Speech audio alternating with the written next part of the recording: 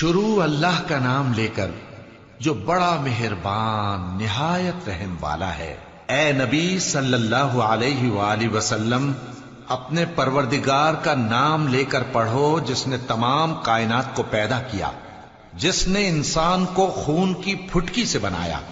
پڑھو اور تمہارا پروردگار بڑا کریم ہے، جس نے قلم کے ذریعے سے علم سکھایا اور انسان کو وہ باتیں سکھائیں جن کا اس کو علم نہ تھا، مگر انسان سرکش ہو جاتا ہے اس بنا پر کہ وہ اپنے آپ کو بے نیاز سمجھتا ہے۔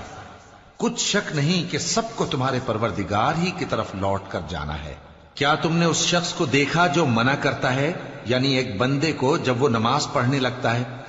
بھلا دیکھو تو اگر یہ راہ راست پر ہو یا پرہیزگاری کا حکم کرے تو منع کرنا کیسا؟ تو اس کا انجام کیا ہوگا؟ ذرا دیکھو تو اگر اس نے دین حق کو جھٹلایا اور اس سے منہ موڑا، کیا اس کو معلوم نہیں کہ اللہ دیکھ رہا ہے؟